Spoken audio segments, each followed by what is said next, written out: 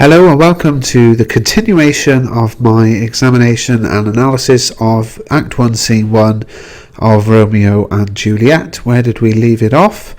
We left off with Samson and Abraham and Gregory and Balthazar fighting, and Benvolio is about to walk in. So in comes Benvolio. Now, Benvolio, we've been doing some analysis of the names. Let's have a look at Benvolio. It's from the Latin word or the Italian word for good, buono or bene. So the symbolic meaning of Benvolio would be good person. We imagine he's going to be a good character.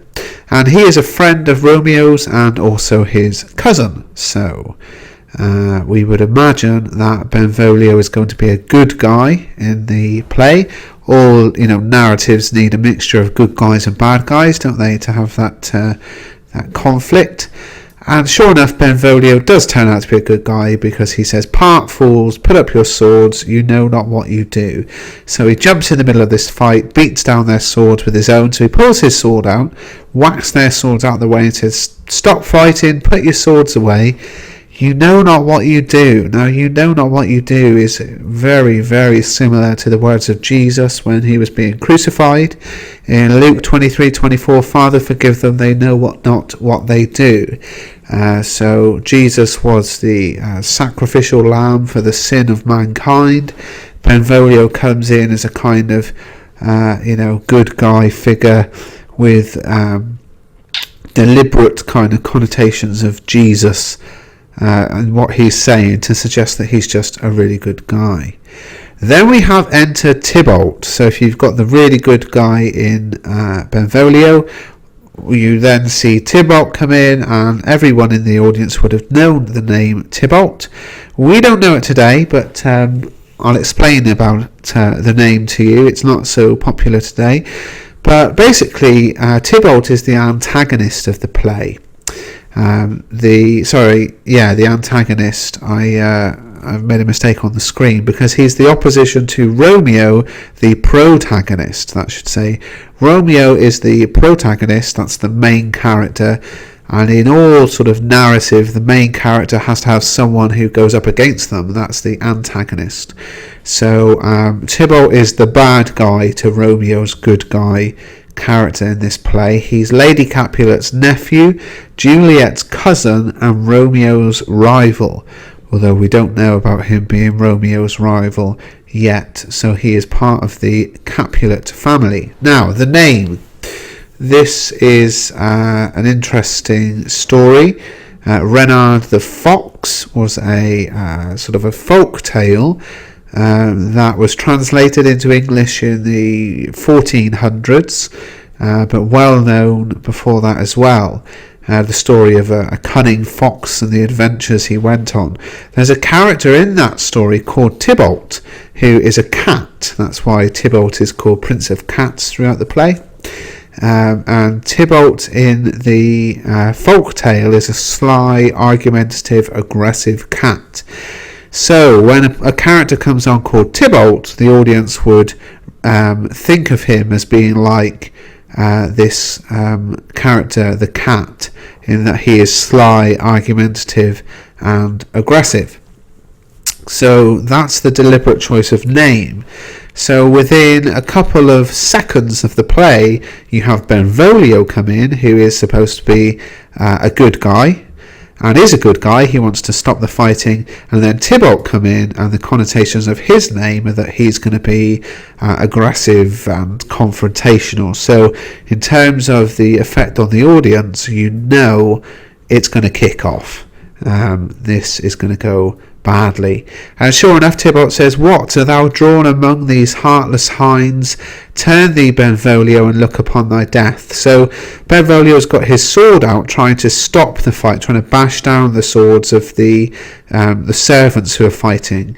And Tybalt says, "What, you've got your sword out among these idiots? Turn around and face me, Benvolio, and I'm going to kill you." So very dramatic and aggressive. Heartless hinds is quite an interesting word. A bit of wordplay from Shakespeare. Heartless, obviously meaning, lacks heart, and a hind is a female deer. But quite interesting as well, a hart is a male deer when spelt Hart. So he's basically calling the servants heartless, meaning male-less, hinds, meaning females. So sort of non-masculine girls, he's calling them, with the word play of the two meanings of the word heart.